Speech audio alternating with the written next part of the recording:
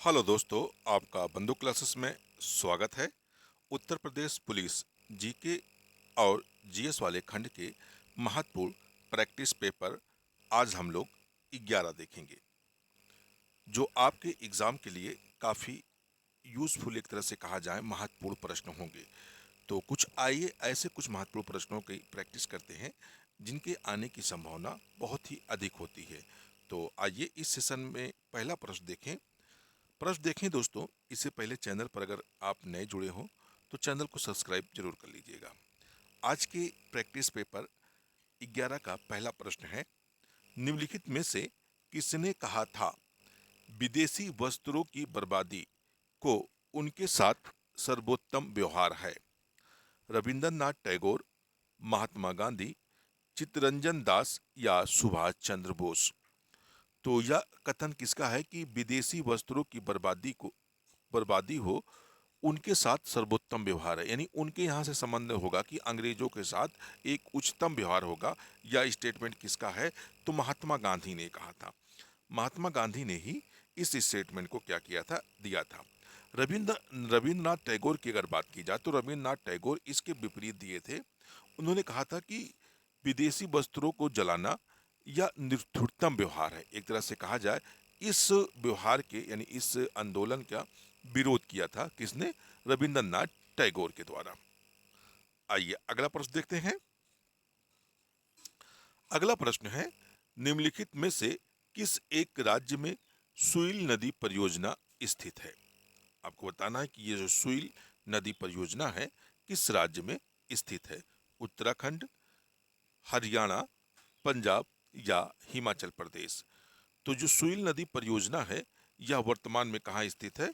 हिमाचल प्रदेश में स्थित है। यह परियोजना कहाँ पर बनाई गई है? हिमाचल प्रदेश में बनाई गई है। सुइल नदी जो है यह रावी नदी की, यानी रावी नदी की एक सहायक नदी है। एक सहायक सहायक नदी है। अगला प्रश्न देखते हैं। अगला प्रश्न है, निम्नलिखित झीलों में से किसको राष्ट्रीय झील संरक्षण परियोजना के अंतर्गत सम्मिलित किया गया है? तो भीमताल, पुलिकट, ऊटी या सांभर? तो राष्ट्रीय झील संरक्षण परियोजना के अंतर्गत भीमताल को क्या किया गया है? सम्मिलित किया गया है। आइए अगला प्रश्न देखते हैं। अगला प्रश्न है, भारत के किस महानगर में वार्षिक प्रति व्यक्ति सर्वाधिक ठोस अपशिष्ट उत्पन्न होता है? बंगलुरु, चेन्नई, दिल्ली या मुंबई? तो वार्षिक प्रति व्यक्ति सर्वाधिक अगर ठोस अपशिष्ट की बात की जाए तो सर्वाधिक जो ठोस अपशिष्ट उत्पन्न करता है वह कौन सा नगर करता है? तो मुंबई के द्वारा सर्वाधिक ठोस अपशिष्ट उत्पन्न किया जाता है। अगला प्रश्न देखते हैं।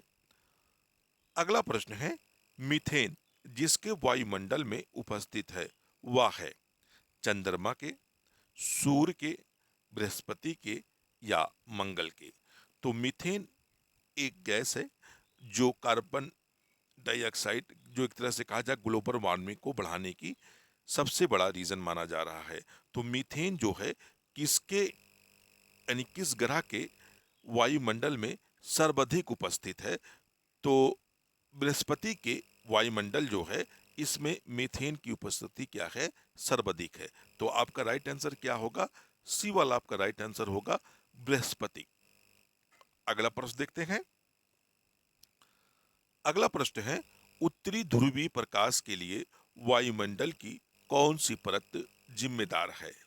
सौरमंडल, तापमंडल, आयन मंडल या बाह्य मंडल?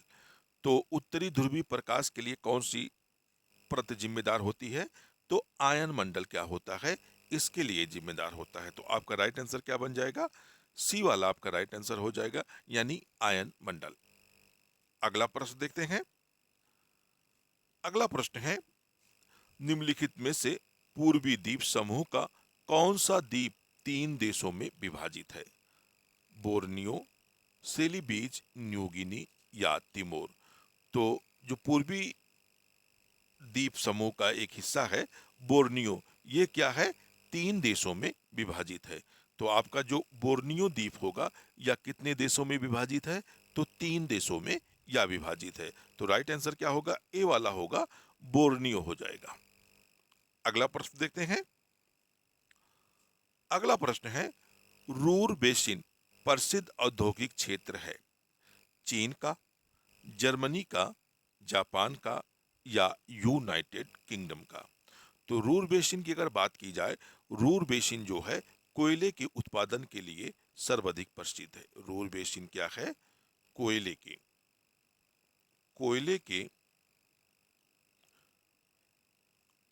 उत्पादन के लिए विश्व प्रसिद्ध है।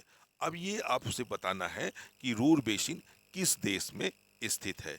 तो आपका राइट आंसर हो जाएगा बी वाला, यानी जर्मनी में रूर बेसिन स्थित है, जो किसके उत्पादन के लिए प्रसिद्ध है, तो कोयले के उत्पादन के लिए यह विश्व प्रसिद्ध एक खान है।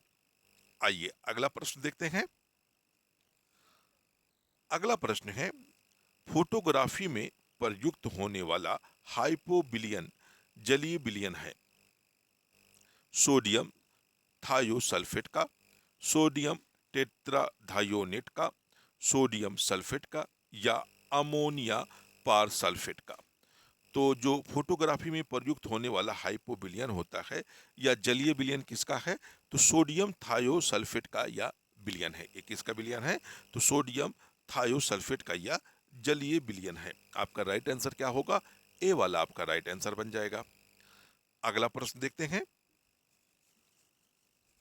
अगला प्रश्न है, निम्नलिखित में से किस उद्योग में अभ्रक कच्चे माल के रूप में प्रयुक्त होता है, लोहा और इस्पात उद्योग में, खिलौने के उद्योग में, ग्लास और कुम्हारी के उद्योग में या विद्युत उद्योग में। तो अभ्रक जो है या कच्चे माल के रूप में किस में इस्तेमाल किया जाता है, तो विद्युत उद्योग में, क्योंकि यह जो होता है विद्युत का क्या होता है, कुचालक होता है। अभ्रक जो है विद्युत का क्या है, कुचालक है, कुचालक है। इसी कारण इसको विद्युत उद्योग में बड़े मात्रा में क्या किया जाता है, इस्तेमाल किया जाता है। तो आपका राइट आंसर बन जाएगा डी, यानी विद्युत। नेक्स्ट क्वेश्चन देखते हैं। अगला प्रश्न है, मांसपेशियों में निम्नलिखित में से किसके एकत्र होने से थकान होती है। तो जो मांसपेशियां हमारी होती हैं, कौन सा ऐसा अम्ल एकत्रित हो जाता है जिसके एकत्र होने से क्या होने लगती है, हमें थकान महसूस होने लगती है। लैक्टिक अम्ल, बेंजोइक अम्ल, पाइरूबिक अम्ल या यूरिक अम्ल। तो मांसपेशियों में कौन सा अम्ल एकत्रित हो जिसके कारण हमें थकान का अनुभव होता है, वह कौन सा अम्ल होता है, तो लैक्टिक अम्ल होता है। यानी लैक्टिक अम्ल जो है अगर हमारी मांसपेशियों में एकत्रित हो जाता है तो हमें क्या अनुभव होने लगता है, क्या महसूस होने लगता है, थकान का अनुभव होने लगता है। तो आपका राइट आंसर क्या बन जाएगा, ए, यानी लैक्टिक अम्ल बन जाएगा, आपका राइट आंसर बन जाएगा। अगला प्रश्न देखते हैं। अगला प्रश्न है, उन देशों में जहां के लोगों का मुख्य खाद्यान्न पालिश किया हुआ चावल है, लोग पीड़ित होते हैं चर्मग्रह या प्लेग ग्रह से, बेरी बेरी रोग से, स्कर्वी रोग से या अष्टोमलेशिया रोग से। तो पालिश किया हुआ जो चावल इस्तेमाल करते हैं, वह वहाँ के लोग किस रोग से पीड़ित हो जाते हैं, तो वहाँ के जो लोग हैं वहाँ क्या होता है, बेरी बेरी रोग से पीड़ित हो जाते हैं। क्योंकि जब आपके चावल को पालिश कर दिया जाता है तो उसमें क्या होता है, विटामिन बी 1, विटामिन बी 1 की क्या होती है, कमी हो जाती है। और इसी कारण क्या होता है, वहाँ के जो लोग होते हैं वह किस रोग से पीड़ित हो जाते हैं, तो बेरी बेरी रोग से पीड़ित हो जाते हैं। अगला प्रश्न देखते हैं। अगला प्रश्न है, साल्क टीका निम्नलिखित में से किस व्याधि से संबंधित है। तो साल्क टीके की अगर बात की जाए तो साल्क टीका जो है चेचक से संबंधित है, टिटनेस से संबंधित है, टीबी से संबंधित है या पोलियो से संबंधित है। तो साल्क टीका जो है या किससे संबंधित है, पोलियो से संबंधित है। इसको इसकी खोज साल्क नामक वैज्ञानिक ने की थी, साल्क नामक वैज्ञानिक ने की थी, और इसी कारण इस टीके को क्या कहा जाता है, साल्क टीका कहा जाता है। अगला प्रश्न देखते हैं। अगला प्रश्न है, निम्नलिखित में से कौन सी संस्था कृषि तथा संबंधित क्षेत्रों को सर्वाधिक साख प्रदान करती है? यानी यहाँ साख का जो सेंस होगा, ऋण प्रदान करती है। सहकारी बैंक, क्षेत्रीय ग्रामीण बैंक, वाणिज्यिक बैंक, संयुक्त रूप से सहकारी तथा क्षेत्रीय ग्रामीण बैंक। तो आपका सर्वाधिक जो साख यानी ऋण प्रदान करती है वह कौन सी करती है? सी वाली करती है, वाणिज्यिक बैंक करती है। अगला प्रश्न देखते हैं। अगला बैंक है अगला प्रश्न है, भारत में किसने पहली बार व्यय कर लगाने का सुझाव दिया था? कलेस्की ने, कलडोर ने, आर जे चलैया ने या गौतम माथुर ने? तो सर्वप्रथम किसने व्यय कर लगाया था, यानी व्यय कर लगाने का सुझाव दिया था? तो कालडोर ने सर्वप्रथम व्यय कर लगाने का सुझाव दिया था। तो दोस्तों, अगर आपको ये वीडियो अच्छा लग रहा हो तो वीडियो को लाइक और शेयर करिएगा। चैनल पर नए जुड़े हो तो चैनल को सब्सक्राइब कर लीजिएगा। फिर मिलते हैं नेक्स्ट वीडियो में, जब तक के लिए धन्यवाद। जय हिंद दोस्तों।